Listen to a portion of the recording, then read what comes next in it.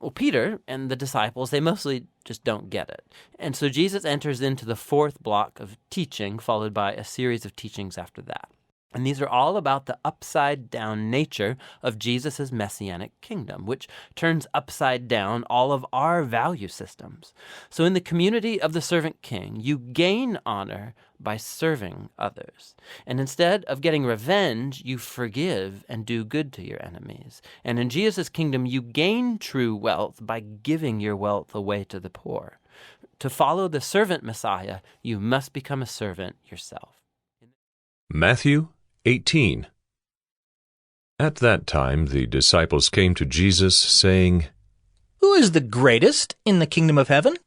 And calling to him a child, he put him in the midst of them and said, Truly I say to you, unless you turn and become like children, you will never enter the kingdom of heaven. Whoever humbles himself like this child is the greatest in the kingdom of heaven.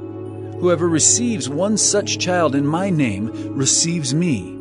But whoever causes one of these little ones who believe in me to sin, it would be better for him to have a great millstone fastened around his neck and to be drowned in the depth of the sea.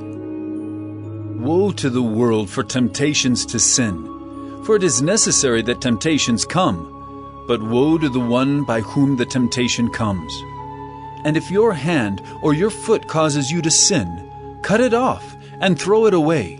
It is better for you to enter life crippled or lame than with 2 hands or 2 feet to be thrown into the eternal fire. And if your eye causes you to sin, tear it out and throw it away. It is better for you to enter life with 1 eye than with 2 eyes to be thrown into the hell of fire. See that you do not despise one of these little ones. For I tell you that in heaven their angels always see the face of my Father who is in heaven. What do you think?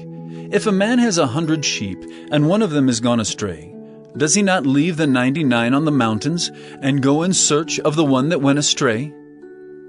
And if he finds it, truly I say to you, he rejoices over it more than over the 99 that never went astray. So it is not the will of my Father who is in heaven, that one of these little ones should perish. If your brother sins against you, go and tell him his fault, between you and him alone. If he listens to you, you have gained your brother. But if he does not listen, take 1 or 2 others along with you, that every charge may be established by the evidence of 2 or 3 witnesses.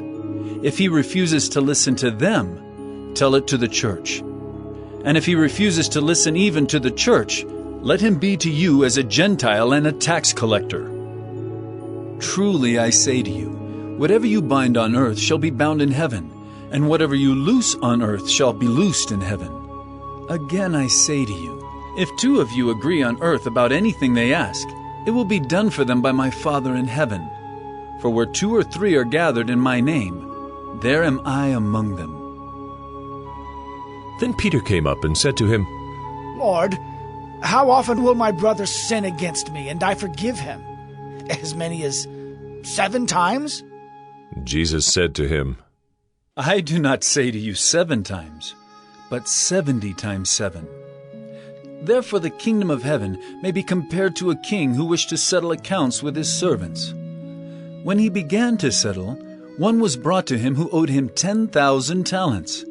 And since he could not pay, his master ordered him to be sold, with his wife and children and all that he had, and payment to be made. So the servant fell on his knees, imploring him, Have patience with me, and I will pay you everything. And out of pity for him, the master of that servant released him and forgave him the debt.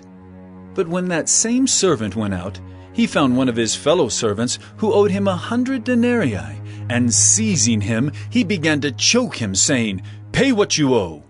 So his fellow servant fell down and pleaded with him, Have patience with me, and I will pay you.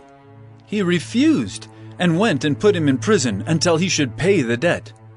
When his fellow servants saw what had taken place, they were greatly distressed, and they went and reported to their master all that had taken place. Then his master summoned him and said to him, You wicked servant, I forgave you all that debt because you pleaded with me. And should not you have had mercy on your fellow servant, as I had mercy on you?' And in anger his master delivered him to the jailers, until he should pay all his debt. So also my heavenly Father will do to every one of you, if you do not forgive your brother from your heart."